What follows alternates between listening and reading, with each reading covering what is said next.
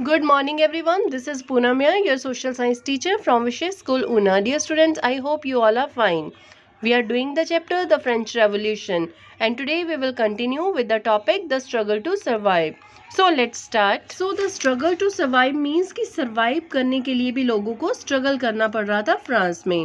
France population increased from about 23 million in 1715 to 28 million in 1789, resulting in a rapid increase in demand for food grains. So see students, जो France की population थी 1715 में थी 23 million और 1789 में होगी 28 million.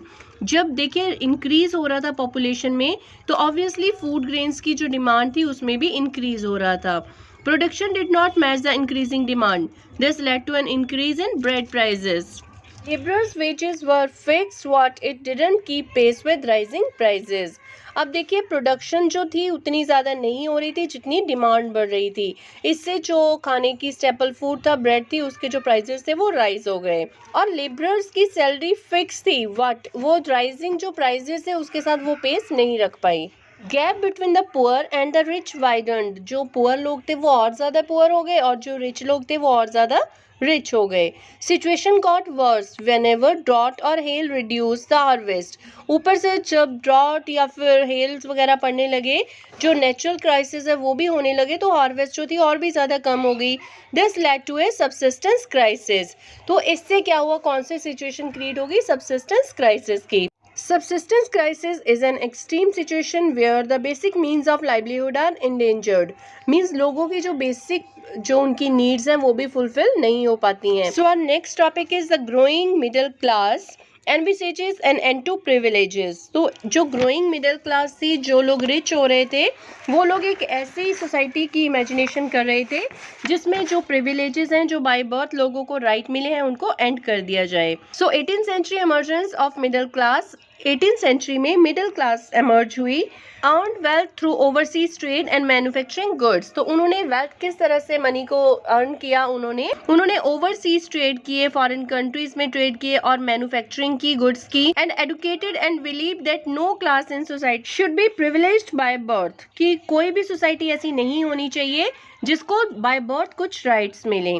Ideas of society based on freedom and equal laws and ideas given by philosophers like John Locke, Rousseau and Montesquieu. तो इन ideas ने भी, ये जो फिलोसफर्स थे, इनके जो आइडियाज थे, इन्होंने भी उनको मोटिवेट किया. So let's see the ideas of these philosophers. John Locke थे, उन्होंने 2 treatises ऑफ गवर्नमेंट बुक लिखी and rejected doctrine of the divine and absolute right of the monarch. तो वो चाहते थे कि जो किंग है उसका रूल नहीं होना चाहिए, मोनार्क का रूल नहीं होना चाहिए. Next is Rousseau. Carried the idea forward proposing a form of government based on a social contract between people and their representatives. कि जो लोग हैं और जो उनके रिप्रेजेंटेटिव्स हैं उनके बीच में जो एक सोशल कॉन्ट्रैक्ट है उसके ऊपर गवर्नमेंट बेस्ड होनी चाहिए. Third was Montesquieu. The spirit of the laws book लिखी इन्होंने. Proposed a division of power within the government between the legislative, executive and judiciary. तो इनके अकॉर्डिंगली जो पावर ऑफ डिवीजन है वो गवर्नमेंट के 3 जो फॉर्म्स हैं उसमें होनी चाहिए, लेजिस्लेटिव, एग्जीक्यूटिव और जुडिशरी में. तो उनके ये जो आइडियाज थे ये धीरे धीरे सोसाइटी में स्प्रेड होने लगे. Ideas of these philosophers were discussed intensively and spread among people through books and newspapers. तो बुक्स और न्यूज़पेपर्स के थ्रू स्प्रेड होने लगे. News of imposition of further taxes by Louis XVI generated anger and protest against the system of privileges. तो ये news जो आई उस time में कि लुइस 16 और ज़्यादा टैक्सेस को इंक्रीज करने वाले हैं, लोगों में जो एंगर था वो बहुत ज़्यादा हो गया और उन्होंने प्रोटेस्ट करना सिस्टम के अगेंस्ट स्टार्ट कर दिया. So according to France old regime, क्या था उस टाइम में, monarch have no power to impose taxes. राजा के पास टैक्स लगाने की पावर नहीं थी. He had to call a meeting of estate generals. तो कुछ एक एस्टेट जनरल्स होते थे. Estate generals was a political body to which the 3 states send their representatives. तो एस्टेट जनरल्स की मीटिंग बुलानी पड़ती थी, उसमें तीनों स्टेट के रिप्रेजेंटेटिव्स आते थे and state general would then pass the proposal of increasing taxes. तो इस तरह से पूरी प्रोसेस के अंडर तीनों स्टेट के जो रिप्रेजेंटेटिव्स आते थे उसके बाद ही टैक्सेस को इंक्रीज किया जा सकता था.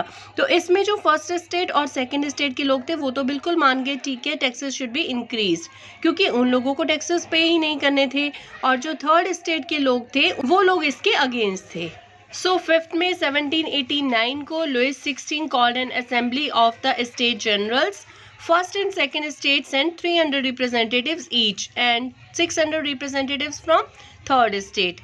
तो लुइस 16 ने 5 मई 1789 को एक असेंबली बुलाई स्टेट जनरल्स की, जिसमें फर्स्ट और सेकंड स्टेट ने अपने 300 जो रिप्रेजेंटेटिव्स थे उनको भेज दिया, और जो थर्ड स्टेट थी जिसमें टोटल 90% पॉपुलेशन थी वहां से 600 रिप्रेजेंटेटिव्स भेजे गए. The third state was represented by its more prosperous and educated members.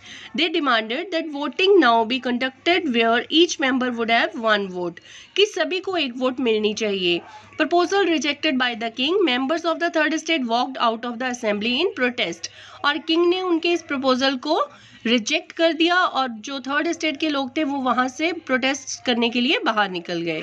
Then on 20th June, representatives of the third state assembled in the hall of an indoor tennis court in the grounds of Versailles, declared themselves as National Assembly, swore to draft a constitution for France that would limit the powers of the monarch. तो फिर क्या किया उन्होंने कि अपने आप को national assembly उन्होंने अनाउंस कर दिया थर्ड स्टेट ने, और अपना कॉन्स्टिट्यूशन बनाने का डिसीजन लिया, और उन्होंने जिसमें मोनार्क की पावर्स को डिक्रीज किया जा सके.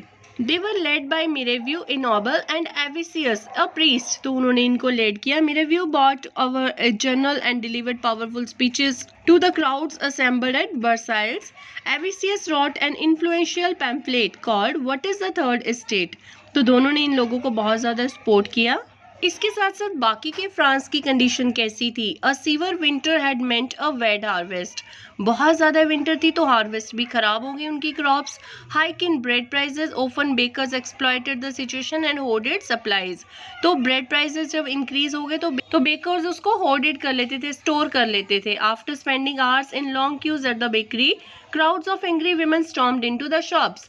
तो लोग जो थे, लेडीज जो थी, वो कई आवर्स तक वो लाइन में लगी रहती थी और फिर उन्होंने लास्ट में शॉप्स के ऊपर अटैक कर दिया.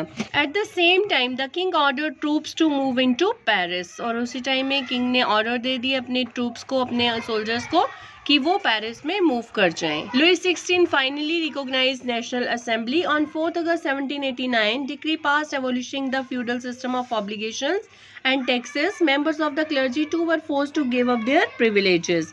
तो लुइस 16 ने नेशनल असेंबली को एक्सेप्ट कर लिया और उन्होंने 4 अगस्त 1789 को एक ऐसी डिक्री पास की जिसमें फ्यूडल सिस्टम को ख़त्म कर दिया गया, और जो क्लर्जी मेंबर्स थे उनको भी फोर्स किया गया कि उनको जो प्रिविलेजेस मिले हैं उन राइट्स को वो छोड़ दें. Next we will discuss in our next video. Thank you. Have a nice day.